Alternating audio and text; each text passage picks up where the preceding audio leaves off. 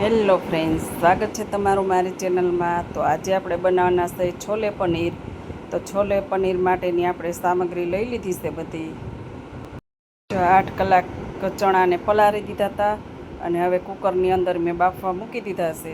અને આપણા ચણા બફાય ત્યાં સુધીમાં આપણે જે ગ્રેવી બનાવી છે એનો શાકભાજી મસાલો સુધારી લઈએ। આપણે ગ્રેવી માટે વઘાર કરવાની સામગ્રી તૈયાર છે।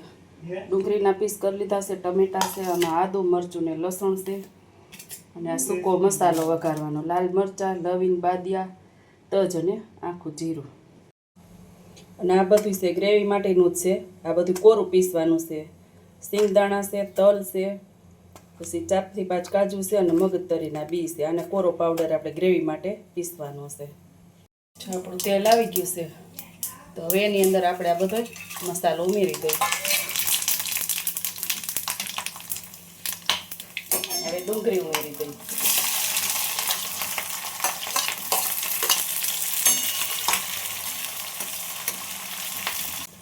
હવે આપણે ટમેટા ઉમેરી દઈએ।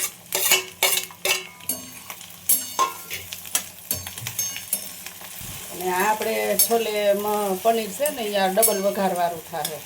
એકવાર આપણે ગ્રેવી વઘારી, હવે એકવાર આપણે છોલે પછી વઘારશું। એટલે કે ગ્રેવી જ વઘારવાની છે, પાછી આ ડબલ ગ્રેવી વઘારવાની છે। હવે આદુ મરચાં અને લસણને પણ આપણે થોડું એવું સાતળી લઈએ। તો આપણે ગ્રેવી માટેનો તૈયાર થઈ ગયો છે મસાલો। ગેસ બંધ કરી દઈએ અને રૂમ ટેમ્પરેચર પર આવે ત્યાં સુધી આને ઠરવા દેવાનું છે। પછી આપણે બ્લેન્ડરમાં પીસવાનું, બ્લેન્ડર નહીં પણ મિક્સરમાં। આપણે આ બધું પીસી લઈએ પાવડર બનાવવા માટે।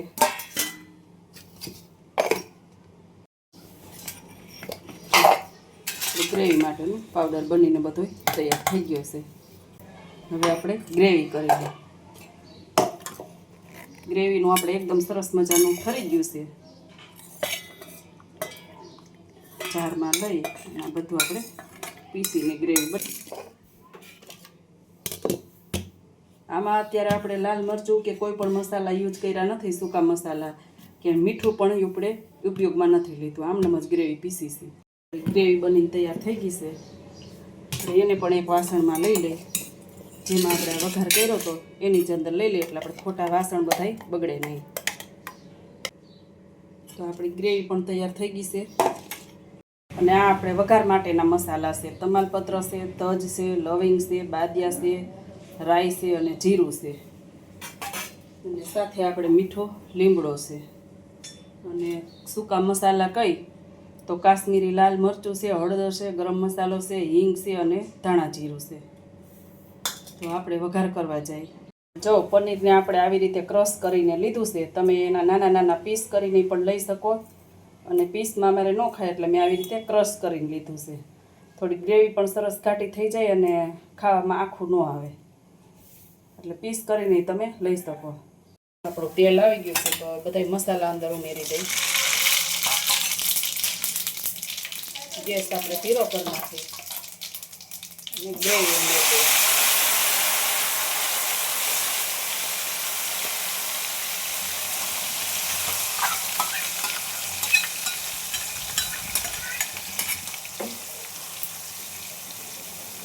આપણી ગ્રેવી પાકી ગયેલી જ હતી, તો હવે આપણે કોરા મસાલા બધા ઉમેરી દઈએ।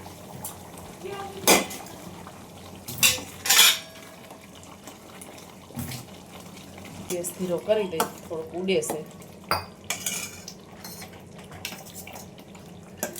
જે ગ્રેવીનો આપણે પાવડર બનાવ્યો હતો એ ઉમેરી દઈએ।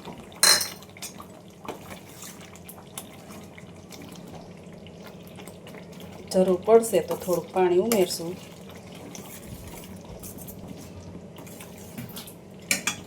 ગેસ ફૂલ કરી દઈ અને બોઇલ કરેલા ચણા ઉમેરી દઈ। મેં સફેદ ચણા લીધા હતા, તમે લાલ ચણા પણ લઈ શકો, કોઈ પણ ચણા હાલે। પાણીની થોડીક જરૂર પડશે એટલે હું ઉમેરું છું, કેમ કે હજી આપણે અંદર પનીર પણ ઉમેરવાનું છે।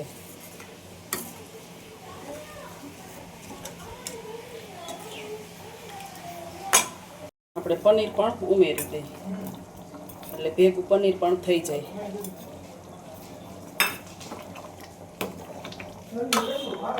5 મિનિટ જેવું પકાવી। સ્વાદ મુજબ મીઠું ઉમેરી દઈએ. આપણે ચણા બોઇલ કરવા મૂક્યા હતા એમાં પણ થોડુંક ઉમેર્યું હતું, પણ એનું જ પાણી આપણે લીધું છે, એટલે ચાખીને એ પ્રમાણે ઉમેરવાનું. જો આપણું છોલે પનીર બનીને તૈયાર છે. ચાલો હવે સર્વ કરી લઈએ. હવે આપણે ધાણા ભાજી ઉમેરી દઈએ.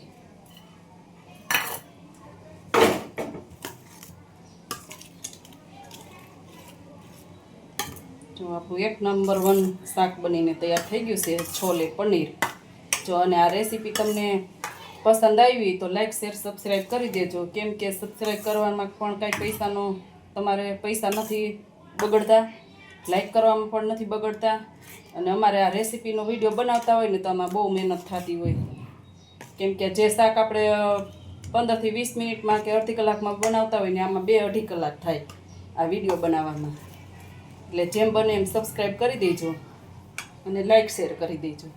તો ચાલો સર્વ કરી લઈએ. આપણી ડીશ બનીને તૈયાર છે, છોલે ચણાનું શાક. એમાં આપણે થોડીક ધાણા ભાજી ડેકોરેશન માટે ઉમેરી દઈએ. છે ને ખૂબ સરસ આવી ગયું ને મોઢામાં પાણી. તો લાઈક શેર સબસ્ક્રાઈબ કરી દેજો. ચાલો ફરી મળીએ પાછા કાલે નવા વિડીયો સાથે. ત્યાં સુધી બધાને જય શ્રી કૃષ્ણ.